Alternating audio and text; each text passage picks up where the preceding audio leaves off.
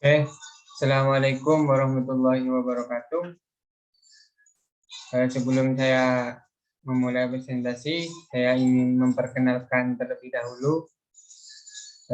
Nama saya Rizan Muhaimin dari kelas Bahasa Indonesia 3B.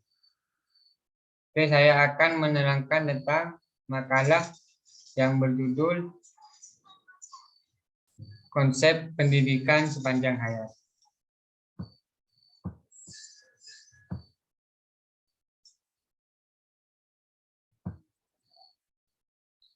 Nah,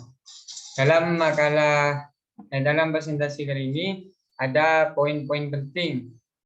Yang pertama latar belakang, yang kedua rumusan masalah, yang ketiga tujuan, dan yang keempat hasil. Dan dari hasil tersebut ada pengertian pendidikan sepanjang hayat, tujuan pendidikan sepanjang hayat, peran dan manfaat pendidikan sepanjang hayat, dan terakhir adalah ciri-ciri pelajaran sepanjang hayat. Dan yang kelima adalah kesimpulan, dan yang terakhir adalah penutup.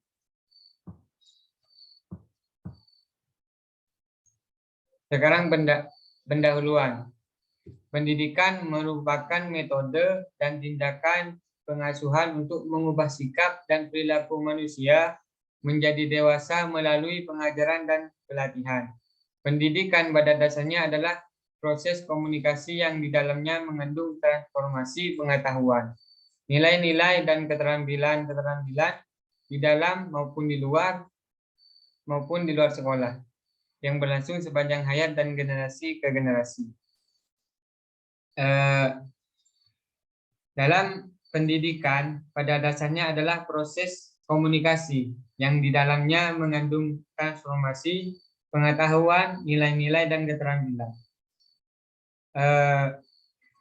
Jadi pendidikan yang setara sangat penting di suatu negara yang mencakup semua masyarakat. Tujuannya untuk meningkatkan kualitas sumber daya manusia. Maka dari itu masyarakat di suatu negara sangat berperan penting dalam dunia pendidikan ini. Karena jika tidak adanya peran dan kesadaran masyarakat, maka tujuan tersebut tidak akan tercapai. Tanpa pendidikan yang didapat masyarakat tidak dapat beradaptasi dengan lingkungan. Mereka akan kesulitan dan bingung jika mereka gagal menyelesaikan aspek penting dari proses yang disebut pendidikan. Oleh karena itu, perlu adanya pemerataan pendidikan yang dapat diselesaikan tidak hanya di sekolah, tetapi juga dalam kehidupan sehari-hari melalui pendidikan sepanjang hayat. Karena penerapan pembelajaran sepanjang hayat dalam mengembangkan masyarakat belajar sangat berperan dalam meningkatkan kualitas sumber daya manusia. Jadi pendidikan itu sangat penting bagi setiap manusia, sehingga yang disebut pendidikan itu tidak sekedar terbatas pada pendidikan formal saja. Hal ini juga membutuhkan pelatihan informal dan non formal, karena pendidikan sebenarnya merupakan proses konflik di mana segala sesuatu menjadi satu kesatuan. Dan selanjutnya adalah rumusan masalah, di mana rumusan masalah ini yang pertama adalah apa yang dimaksud dengan pendidikan sepanjang hayat, apa tujuan dari pendidikan sepanjang hayat, bagaimana peran dan manfaat pendidikan sepanjang hayat, dan apa ciri-ciri pelajaran sepanjang hayat, dan terakhir adalah bagaimana contoh pendidikan sepanjang hayat. Tujuan dari makalah ini untuk mengetahui pengertian pendidikan sepanjang hayat, dan yang kedua memahami tujuan dari pendidikan sepanjang hayat, dan yang ketiga memahami peran dan manfaat pendidikan sepanjang hayat, dan yang terakhir adalah mengetahui ciri-ciri pelajar sepanjang hayat, mengetahui contoh pendidikan sepanjang hayat. Nah, dalam hasil makalah ini ada 4 yang dijelaskan. Yang pertama, pengertian pendidikan sepanjang hayat, ada tujuan pendidikan sepanjang hayat, dan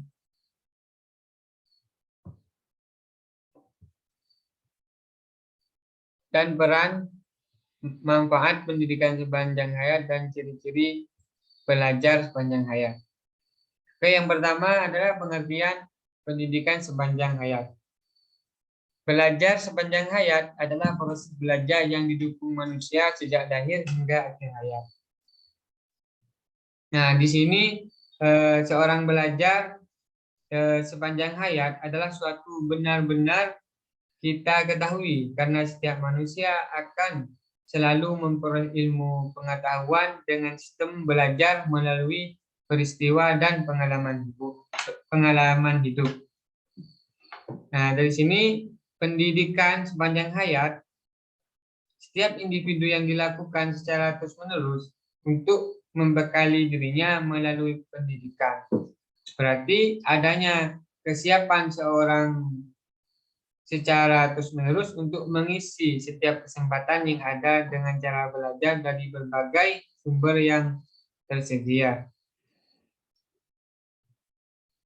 Terkait dengan pendidikan sepanjang hayat, menjelaskan bahwa pendidikan sepanjang hayat harus didasarkan atas prinsip-prinsip pendidikan. Yang pertama, pendidikan hanya akan berakhir apabila manusia telah meninggal dunia.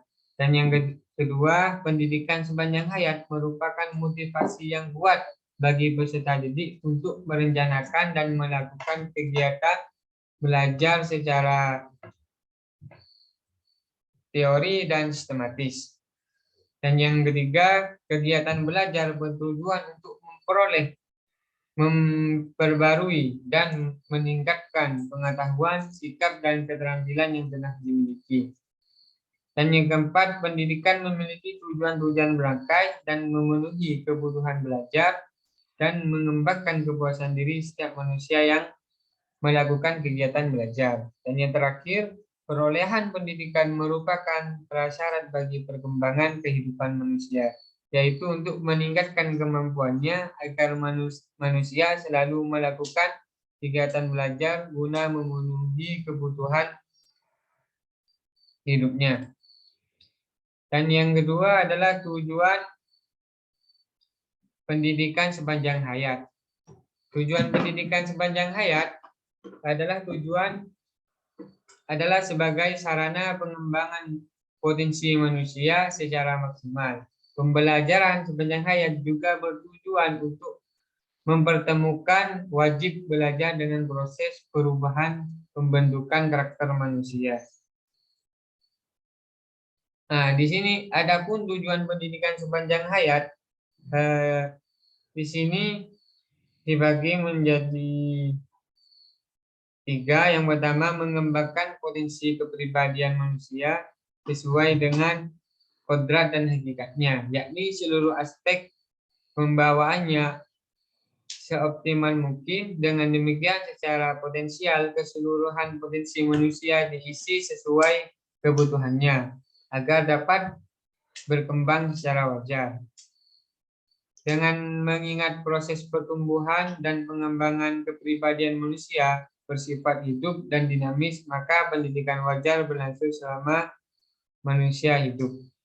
Dan yang terakhir, menciptakan belajar untuk hidup atau learning to be, dan membentuk masyarakat belajar atau disebut dengan learning society. Nah, sedangkan menurut Soeharto, yang menjadi sasaran dan tujuan akhir pendidikan sepanjang hayat adalah peningkatan kualitas spiritual dan moral kehidupan seluruh umat manusia dan masyarakatnya. Hal ini sangat beralasan dan mempertimbangkan fakta yang menunjukkan bahwa seperti keterbatasan pendidikan sekolah, dinamika kehidupan masyarakat, dan pemanfaat energi secara efektif dan efisien, maka pendidikan sepanjang hayat menjadi penting dan perlu. Dan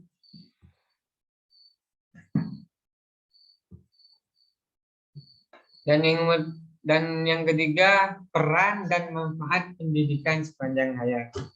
Di sini peran dan manfaat pendidikan sepanjang hayat dibagi menjadi dua. Yang pertama adalah peranan pendidikan sepanjang hayat, dan yang kedua manfaat pendidikan sepanjang hayat. Manfaat peran pendidikan sepanjang hayat dibagi menjadi 7. Yang pertama adalah pendidikan sepanjang hayat dapat membuat manusia mengembangkan potensi sesuai dengan keperluan hidupnya. Karena memang pada dasarnya manusia dilahirkan dengan memiliki hak yang sama, yaitu mendapatkan hak pendidikan dengan tujuan untuk meningkatkan ilmu pengetahuan dan keterampilan. Dan yang kedua, dengan pendidikan sepanjang hayat, manusia mendapatkan cara efektif untuk menjauhkan diri dari kebodohan dan kemiskinan. Dan yang ketiga, manusia dapat memaksimalkan produktivitas yang telah dimiliki sehingga memiliki kemampuan yang lebih dari sebelumnya. Dan manusia dapat mengembangkan dirinya sendiri maupun orang lain karena melalui pendidikan sepanjang hayat ini mereka mampu memelihara dan mengembangkan sumber daya yang dimiliki. Dan nomor 5, melalui pendidikan sepanjang hayat ini pendidikan di dalam keluarga menjadi sangat penting dan besar pengaruhnya karena mereka akan memiliki motivasi dan mengasuh dan mendidik. Dan yang nomor 6 adalah solusi untuk masalah orang tua, karena dengan pendidikan ini orang tua dirubah cara pandangnya dan ketidakpedulian terhadap pendidikan menjadi berpikir positif dan terbuka terhadap pendidikan.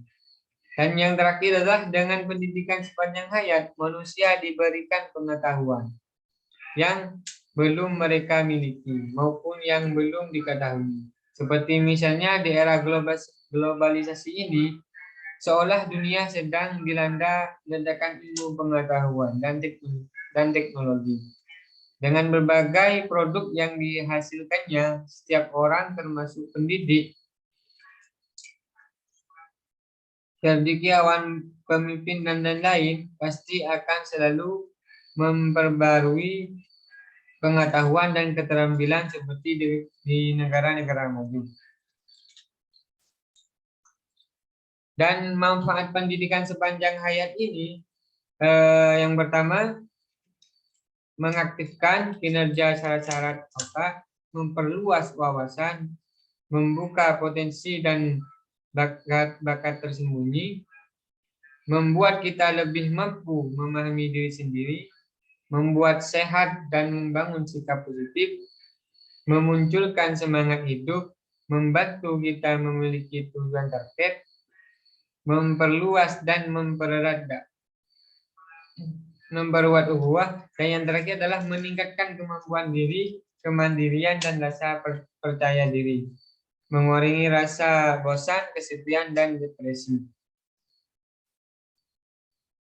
Dan yang terakhir nomor 4 adalah ciri-ciri pelajar sepanjang hayat, di mana ciri-ciri pelajar sepanjang hayat ini dibagi menjadi 5. Yang pertama, sadar bahwa dirinya harus belajar sepanjang hayat, memiliki pandangan bahwa belajar hal-hal yang baru merupakan cara logis untuk mengatasi masalah, dan yang ketiga, bersemangat tinggi untuk belajar pada semua level, dan yang keempat, menyambut baik perubahan, dan yang terakhir, percaya bahwa tantangan sepanjang hidup adalah peluang untuk belajar hal baru.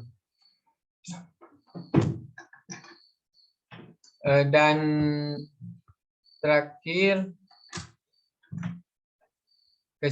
kesimpulan. Nanti pendidikan sepanjang hayat adalah bahan pendidikan tidak berhenti hingga individu menjadi dewasa, tetap berlanjut sepanjang hidupnya, dasar pikiran mengenai pendidikan sepanjang hayat antara lain yaitu tinjauan ideologis, ekonomis, sosiologis, politis, teknologis, psikologis, dan pedagogis. Asas pendidikan seumur hidup ini merumuskan suatu asas bahwa proses pendidikan merupakan suatu proses kontinu yang bermula sejak seseorang dilahirkan hingga meninggal dunia. Tujuan dari pendidikan sepanjang hayat yaitu mengembangkan potensi kepribadian manusia sesuai dengan kodrat dan hakikatnya, yakni seluruh aspek pembawaannya seoptimal mungkin.